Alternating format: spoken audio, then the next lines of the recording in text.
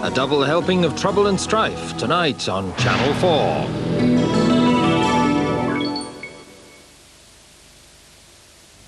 4. Next tonight, Channel 4 News from ITN. France is throwing the biggest party in the world, and you can be there all day with Channel 4. The festivities start at 9:25 Friday morning.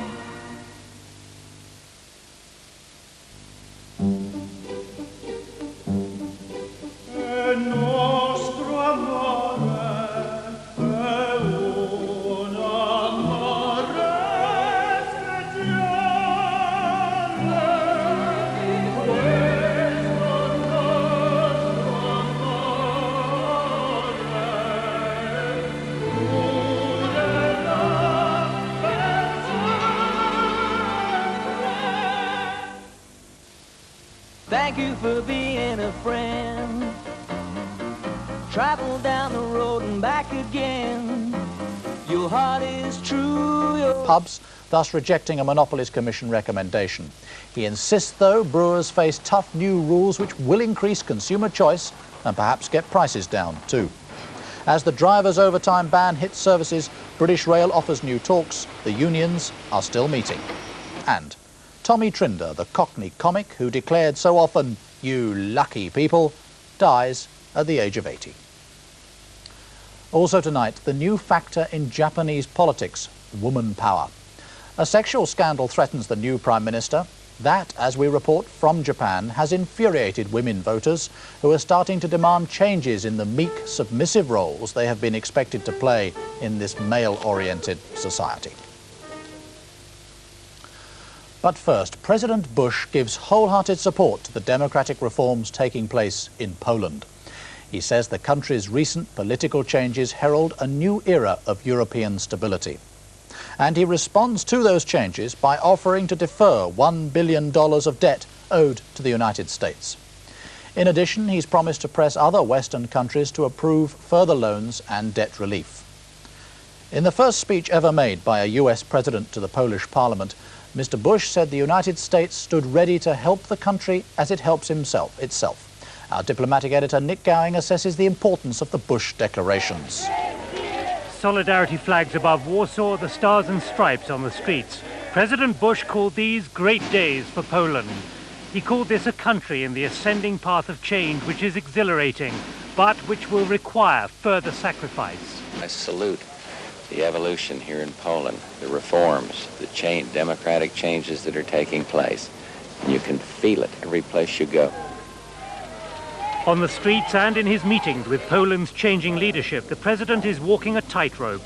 He's encouraging the extraordinary changes of recent months, but he isn't hammering the table in a Soviet bloc country in a way which would cause the Kremlin to worry at the speed of what's taking place.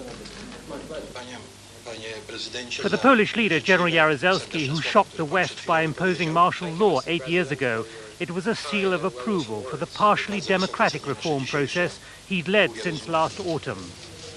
Even being invited to the American ambassador's residence for lunch, these are the images of Western recognition so long sought in Warsaw. But as this signing of an agreement to reschedule $1 billion of Poland's massive debt underlined, what the Communist Party and their new solidarity partners really sought from the US president was up to $10 billion in economic aid and debt relief.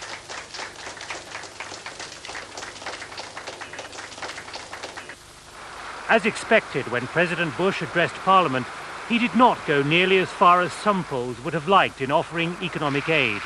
But to Poles enjoying their first taste of democracy while suffering ever-declining living standards, there were important words of encouragement in advance of what's likely to be an extended period of austerity. The United States has stood for Polish independence, freedom, prosperity, and we are proud of our early and long-standing commitment to Polish self-determination. As America's pound package of assistance. I think it certainly says that the West is supporting the Poles in their efforts to get towards a more efficient economy and more democracy. The Poles also believe that they need massive Western help, not just some Western help, if they're to get out of their troubles. Polish leaders and economists say that before they can make real progress, there must be Western help to relieve them of interest payments on the $40 billion Western debt. Those payments cost billions of dollars of hard currency each year, Poland's hard-earned income. These cash payments onto a bottomless pit leave almost nothing for investment in Poland's future. That's why Poland wants urgent relief. But the West still sees the immense drain of Poland's traditional heavy industries like iron and steel, shipbuilding and coal mining. The West refuses to see its money go to inefficient industries, which have been hampered and allowed to drain the Polish exchequer merely to uphold outdated ideological principles. But on the eve of this week's economic summit in Paris, President Bush held out this hope for greater encouragement to Poland from Western governments. First, I will propose at the upcoming economic summit in Paris that the nations of the summit, that's Summit 7, intensify their coordination and concerted action to promote democratic reform in Poland and Hungary and to help manage compassionately the process of change. The West is moving forward cautiously because it does not want to be caught out. But tonight, Solidarity leader Lech Walesa warned the West that the patience of Poles is running out. Urgent solutions are needed, he said. See what happened in China. Our society won't be able to suffer what's going on much longer. It could lead to a big struggle in Poland. A struggle for bread. Economic collapse.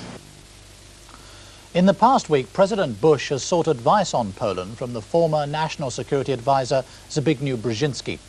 Mr. Brzezinski, who was born in Poland, accompanied President Jimmy Carter on the last visit by an American president to Warsaw 12 years ago.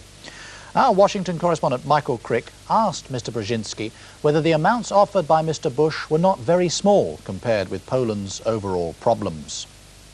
Well, not really. I think the two most important parts of the package that he presented before the Polish Parliament involved, first of all, the possibility for a substantial economic reform. The economic system has been tinkered with and openings have been created for free enterprise.